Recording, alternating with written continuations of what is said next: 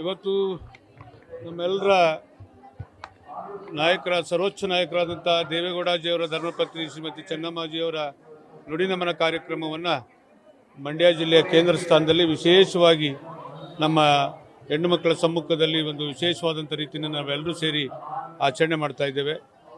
ಎಲ್ಲಕ್ಕಿಂತ ಮಿಗಿಲಾಗಿ ಇವತ್ತು ನಮ್ಮ ರಾಜ್ಯ ಮಟ್ಟದ ಅಧ್ಯಕ್ಷರು ಹಾಗೆ ನಮ್ಮ ಮಾಜಿ ಸಚಿವರಾದಂಥ ಲೀಲಾದೇವಿ ಆರ್ ಪ್ರಸಾದ್ ಅವರು ಹಾಗೆ ನಮ್ಮ ಜಿಲ್ಲೆಯ ಎಲ್ಲ ಮುಖಂಡರುಗಳು ಇವತ್ತು ಕಾರ್ಯಕ್ರಮದಲ್ಲಿ ಭಾಗಿಗಳಾಗಿ ಅವರಿಗೆ ಶ್ರದ್ಧಾಂಜಲಿಯನ್ನು ಅರ್ಪಿಸುವಂಥ ಒಂದು ಕಾರ್ಯಕ್ರಮ ಇದಾಗಿದೆ.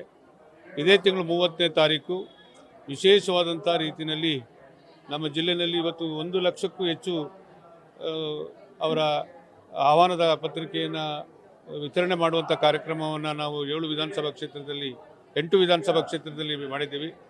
ಇವತ್ತು ಎಲ್ಲ ರೀತಿಯ ಬರ್ತೀವಿ ಅಂತಕ್ಕಂಥ ಸಾರಿಗೆ ವ್ಯವಸ್ಥೆನೂ ಮಾಡಿಕೊಡುವಂಥ ಕಾರ್ಯಕ್ರಮವನ್ನು ನಾವು ರೂಪಿಸ್ಕೊಂಡಿದ್ದೀವಿ. ಎಲ್ಲರೂ ಅಲ್ಲಿ ಹೋಗಿ ಇಡೀ ದಿನ ಆ ಕಾರ್ಯಕ್ರಮ ಯಶಸ್ವಿಯಾಗಿ ನಡೀಲಿಕ್ಕೆ ನಮ್ಮ ಜಿಲ್ಲೆಯಿಂದ ಭಾಗವಹಿಸುವಂಥ ಒಂದು ಕಾರ್ಯಕ್ರಮವನ್ನು ನಾವು ಹಮ್ಮಿಕೊಂಡಿದ್ದೀವಿ.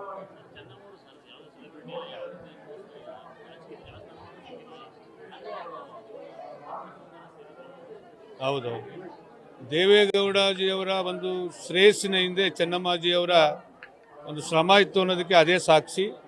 ಅಷ್ಟರ ಮಟ್ಟಿಗೆ ಅವರು ಎಲೆಮೆರೆ ಕಾಯಿ ರೀತಿಯಲ್ಲಿ ಅವರ ಜವಾಬ್ದಾರಿಯನ್ನು ನಿರ್ವಹಿಸಿದಂಥ ಕಾರಣದಿಂದ ಮನೆಗೆ ಈ ರಾಜ್ಯದ ಮೂಲೆಗಳಿಂದ ಬಂದಂಥ ಯಾವುದೇ ಜನಸಾಮಾನ್ಯರನ್ನ ಸಂತೈಸಿ ಕಳಿಸ್ತಾ ಇದ್ದಂಥವರು ಒಬ್ಬ ತಾಯಿಯಾಗಿ ಚೆನ್ನಮ್ಮಾಜಿಯವರು. ಆ ಕಾರಣದಿಂದ ಅವರ ಪ್ರೀತಿಗೆ ಅವ್ರು ಕೊಟ್ಟಂಥ ವಾತ್ಸಲ್ಯಕ್ಕೆ ಜನ ಸ್ತೋಮ ಆ ಮಟ್ಟದಲ್ಲಿ ಅವ್ರನ್ನ ನೋಡಿ ಆಶೀರ್ವಾದ ಮಾಡಿರ್ತಕ್ಕಂಥದ್ದನ್ನು ನಾವು ಕಾಣ್ತೇವೆ.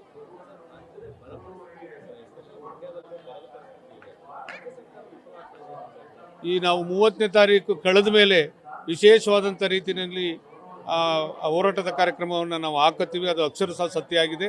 30ನೇ ತಾರೀಕು ಕಳ್ಕೊಂಡು ನಾವು ಸಕ್ರಿಯವಾಗಿ ಅದ್ರಲ್ಲಿ ತೊಡಗಿಸ್ಕೊತೀವಿ ಅಂತಕ್ಕಂಥ ಮಾತನ್ನು ಹೇಳಿಕ್ಕೆ ಬಯಸ್ತೇನೆ. 30ನೇ ತಾರೀಕು ಆದಮೇಲೆ ನಾವೆಲ್ಲರೂ ಕೂತು ಯಾವ ರೀತಿ ನಮ್ಮ ಡಿಮ್ಯಾಂಡ್ ನೀಡಬೇಕು ಅಂತಕ್ಕಂಥದ್ದನ್ನು ಕಾರ್ಯಕ್ರಮ ರೂಪಿಸಿ ಶುರು ಮಾಡ್ತೀವಿ. ಬಹುತೇಕ ಅದನ್ನು ತೀರ್ಮಾನ ಮಾಡ್ತೀವಿ. Okay, thank you. ಇಲ್ಲಿ ಅದು ಮಾತು ಇವತ್ತು ರಾಜಕೀಯ ಬೇಡ.